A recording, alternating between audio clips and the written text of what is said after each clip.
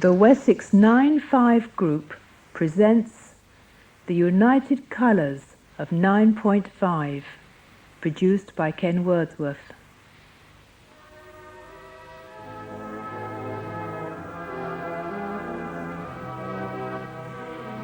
In the beginning there was black and white. When the hand-turned Pathé baby camera was introduced in 1922, thousands of holidays, weddings and babies on the lawn were filmed in glorious black and white, providing us now with these fascinating glimpses of typical family life of yesteryear.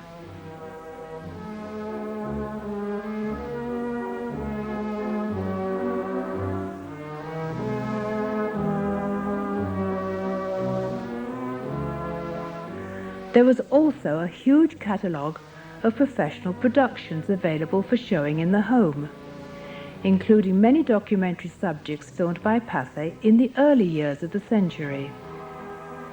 This one, entitled The Cider Apple Harvest in Brittany, is typical of these short films, showing the customs and costumes of a bygone age.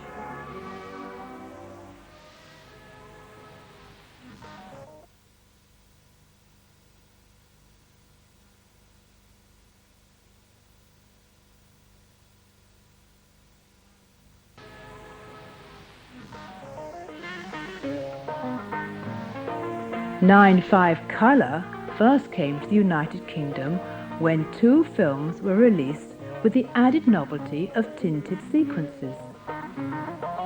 This is an extract from The Arabian Nights, a French feature film made in 1923 starring Nicholas Rimsky and Natalie Kavanko. It was released on 9-5 by Pathéscope in December 1932.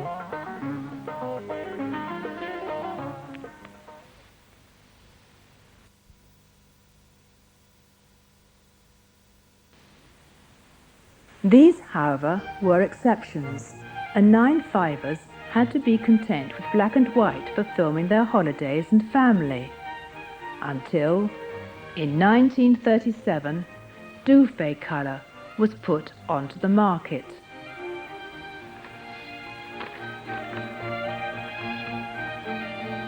A careful look at this pre-war holiday film of Venice shows how Douffet colour, an additive stock, which was basically black and white film with 3 colour mosaic filters in its base, could be very good indeed.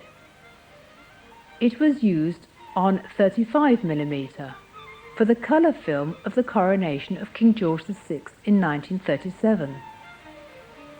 Even today, the colour looks effective, although the mosaic is visible due to the high magnification of the 9.5mm film.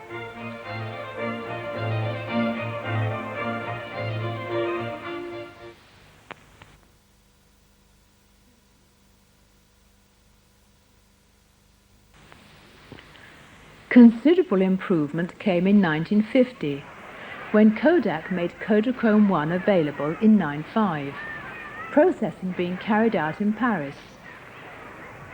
These scenes of physically handicapped children playing on Margate Beach look as good today as when they were taken over 40 years ago.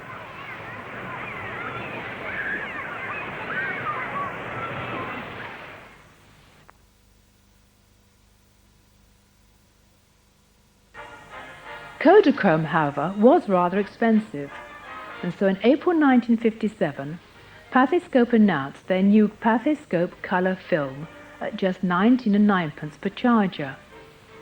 This was actually Farania colour, which had previously been available on the continent and was based on the Agfacolor patents. Geva colour was the first to be released on this basis, but none could be found for inclusion in this film. These shots of children from St. Catherine's School at Ventnor on the Isle of Wight show just how good Pathéscope colour film could be, even if it is not quite up to Kodachrome standards.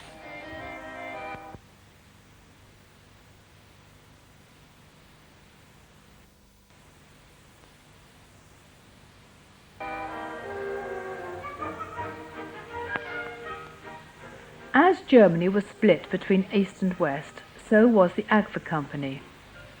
On the screen now are children from Elmer's Court School, Lymington, filmed in Orwo colour, made at the original Agfa factory in Wolfen in former East Germany.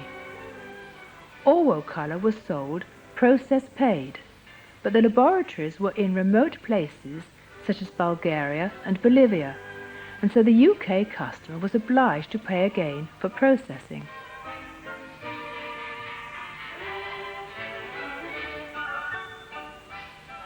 Now we see genuine Ferrania colour, made in Milan, Italy, and processed at the Ferrania Labs in Paris.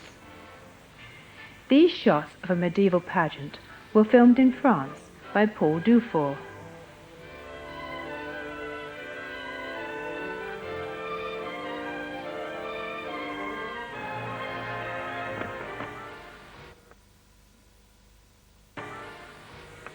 Many cinematographers would argue that Kodachrome 2 was the best Kodachrome ever, even better than the current Kodachrome 25 and 40.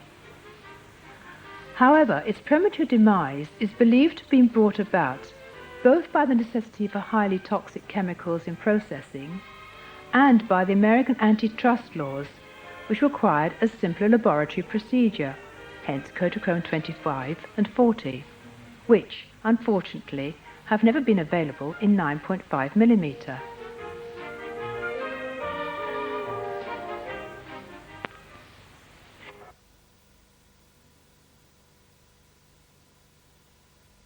Instead, Kodak released Etrachrome 7262, initially processed by Studio 13 Labs in Stuttgart, Germany, and later by SEF France.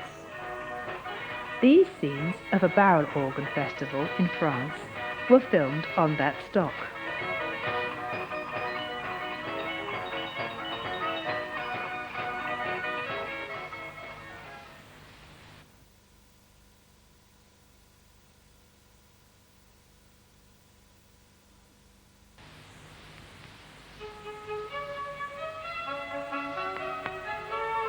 Finally, we come to the 1990s, where nothing short of a revolution took place in the availability of 9.5 film stock.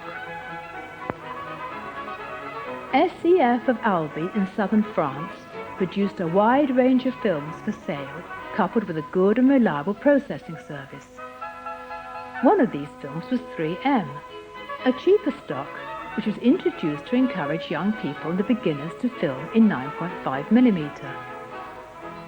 In spite of its low cost, these scenes taken in the New Forest confirm that it is a very satisfactory film, and there can be no doubt the extremely high-quality pictures obtained from these new emulsions have been responsible for the upsurge of interest in 9.5 filmmaking.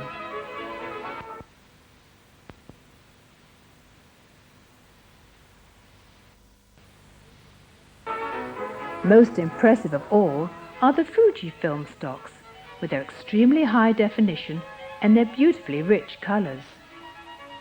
These, combined with the fact that processing is now undertaken in the United Kingdom, will ensure that 9.5 will continue to flourish with its fine quality. To top it all, major film manufacturers have already announced that during the next few years they will have the capability of making considerable improvements even to these fine films, thereby ensuring that 9.5 will be the first choice of the discerning filmmaker in the 21st century.